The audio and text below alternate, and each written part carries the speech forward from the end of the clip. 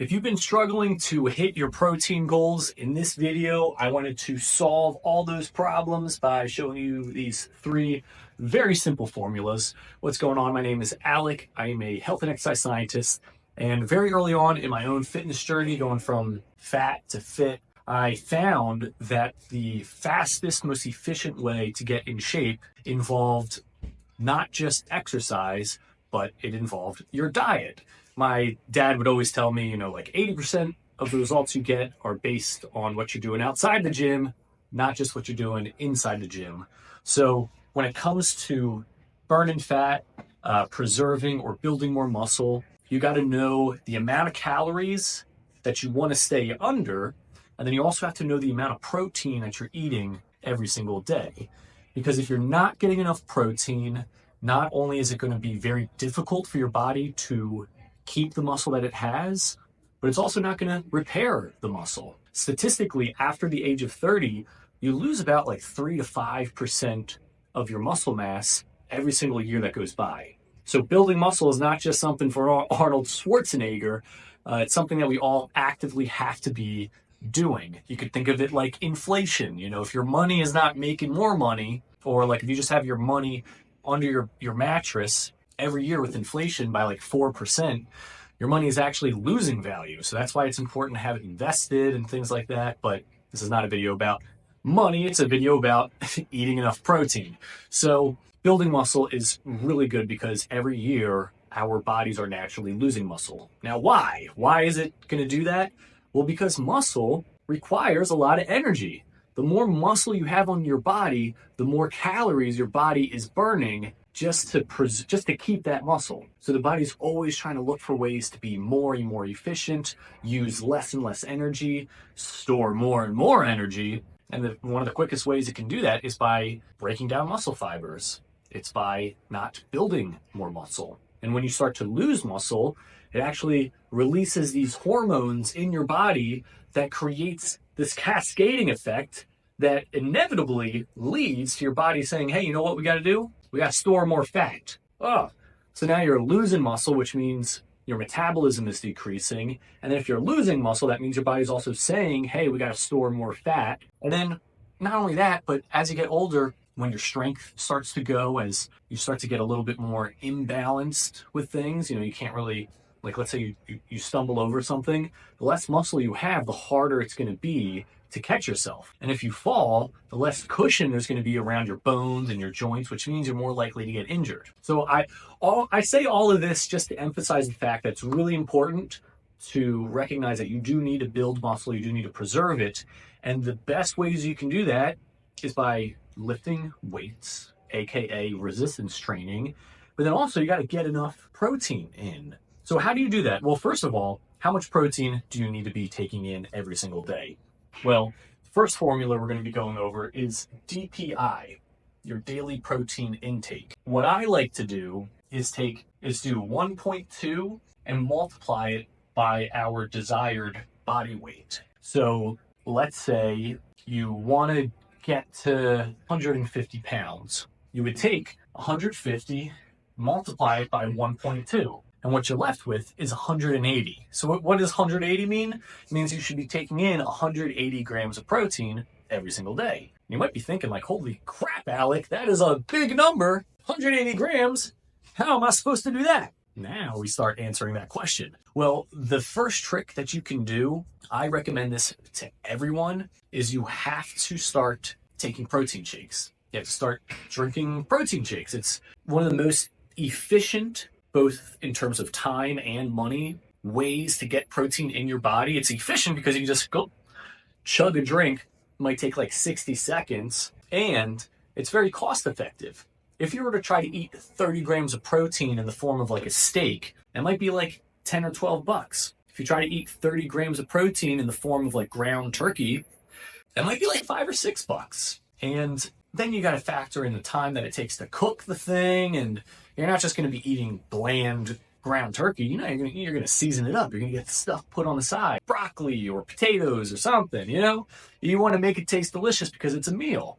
So now you're looking at maybe like 12 bucks for 30 grams of protein. But if you get these pre-made protein shakes, If you get like the pack of 4 or you get like a pack of 12 or 16, most of the time it comes out to be like $1.50 for one little 30-gram protein shake.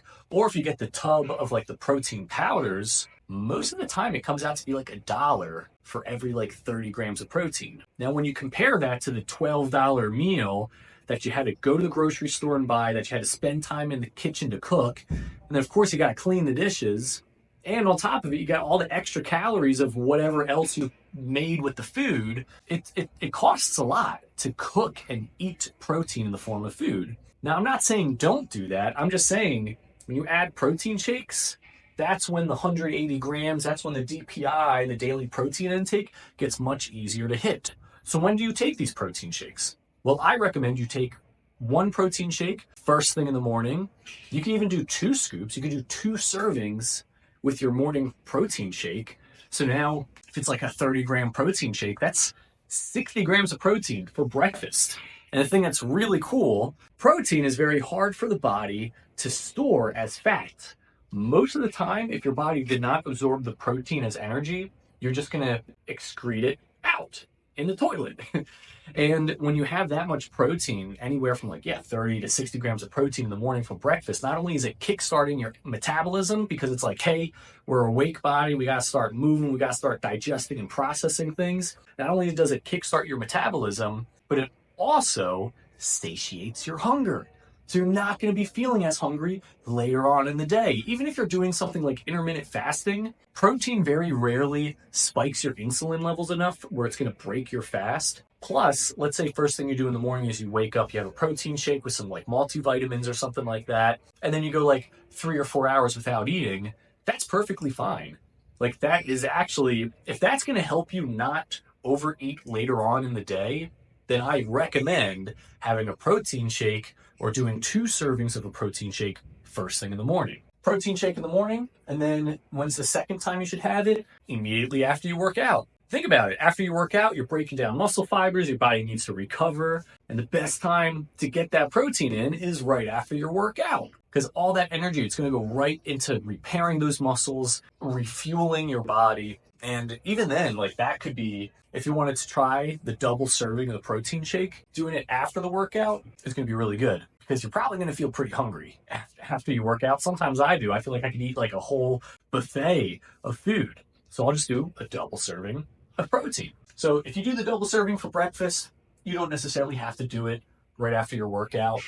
Or let's say you wanted to do a protein shake right before bed. Like as it gets nighttime, maybe you're starting to feel a little hungry, or you want to prevent yourself from feeling hungry, have a protein shake ahead of time. So you do 1 in the morning, 1 right after you work out, and then 1 right before you go to bed. Assuming that each protein shake is about 30 grams, you're looking at 90 grams of protein right there. So let's say you needed to get 180 grams of protein in every day. The 3 protein shakes it already covers half of what you need.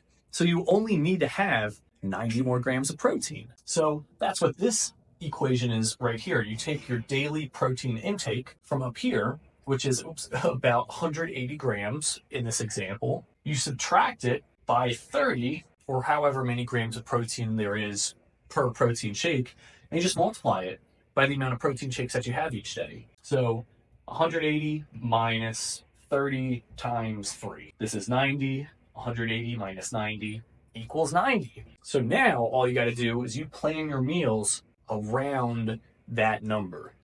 So 90 grams of protein. Where else can we get some protein in? You have your morning protein shake, bam, 30 grams. Then you're like, you know what? I want to have an Oikos yogurt. You eat that, that's another 20 grams. You're now looking at 50 grams of protein. You hit the gym, you have another protein shake. You're now looking at 80 grams of protein. And now let's say you go out to eat, you have like a chicken breast thing or something like that, and that's like another 30 grams. We're now looking at 110 grams of protein. And if you think about it, we only ate 1 meal, really. So then later in the day, maybe you get like fish or something like that. And that's like maybe 40 grams of protein. So now that's 150 grams of protein. And then next thing you know, nighttime, gonna have another protein shake. And now that's 180 grams of protein right there. Now that's just like a little bit of an example. It doesn't have to be those exact foods. In fact, just like I had said in the beginning, All you got to do is you got to make sure you stay under the amount of calories that are predetermined. And you just got to make sure you're eating enough protein. So, Alec, what is that? Can I eat? I really like chicken. Can I just eat more chicken? I say go for it. But Alec, I'm not a big chicken guy. I really like ground turkey. By all means, go for it. Eat more ground turkey. Or it's like, Alec, I like fish. I really want to eat my red meat, some ground beef.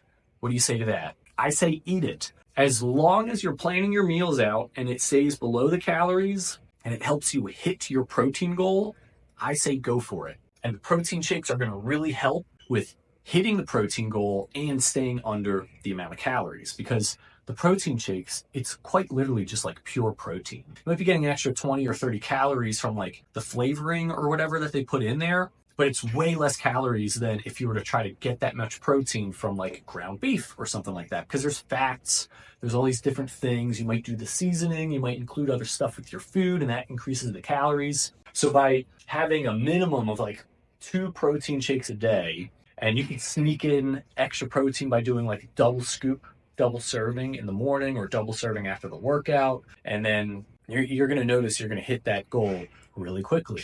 There's other things you can do as well. Eggs are high in protein. Like anything that is a meat, anything that has eggs, anything that's fish, all of those things, super high in protein. Now, if you're like vegan or vegetarian, you'll have to like do a little bit of extra research to look up high protein plant-based foods. They're out there. Even resorting to something like a vegan protein bar or like a vegetarian protein bar, vegetarian high protein snacks, like you can get those as well.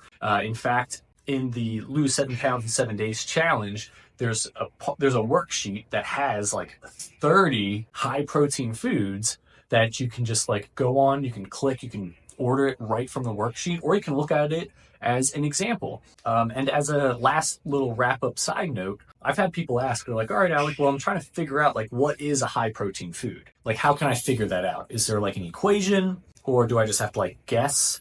And there actually is a fairly good equation. What you do is you take the amount of protein that is in the food, multiply it by 10, and if that number is greater than the amount of calories, then you're good to go. So let's say you're eating the Oikos yogurt or Greek yogurt, and it says it's 20 grams of protein. You'd multiply the 20 grams of protein by 10. We're looking at 200. And I don't know the exact amount of calories, but let's say that the yogurt is 180 calories. I'm just making that up. So we can see here, 200 is greater than 180. So that would be considered a high protein food. But now let's say we got something that is like 24 grams of protein multiplied by 10. We're looking at 240. But the thing is like 320 calories. Technically, that would not be considered a high protein food, because the amount of calories is greater than the amount of protein that's in it. And, you know, this is like, that's not the gospel there. That's just like a little bit of a method you can use to gauge whether something's high protein or not. Typically, if you follow this equation, you are fantastic. You'll be good to go. You won't have to worry as much about going over the amount of calories, but it's the secret things. It's like the little tiny things that we don't realize are high in calories that can really mess up this equation, because what you don't want to happen is you don't want to like, oh man, I still need like 50 more grams of protein, but I've already hit my calorie limit. It's like, dang, that's not a good situation to be in, because if you try to eat your protein, you're going to go over your calories. But if you plan your meals around the protein first, you're way less likely to go over the amount of calories. In fact, I've had multiple times, multiple situations, even my clients will get to a point where we're trying to hit our protein goal and we're actually like feeling so full that it's hard to hit the protein goal. Like we're way below the calories, but we're just struggling to hit the protein goal. Like, I don't know about you. I've never done any type of like diet program where people struggle because they feel so full. And that's what happens when you're hitting that daily protein intake right there. So by planning the meals around hitting that number first, you're going to find that you actually will have more wiggle room with the calories, which is cool because you don't have to eat bland this and that. You know, add some cheese, you could do a little bit of butter. And the reason why is because you'll have a good amount of wiggle room with the calories. So hit the protein first, stay below the calories, and you're good to go. If this made any sense, or if you need any more guidance or information, please reach out. I'll be more than happy to help.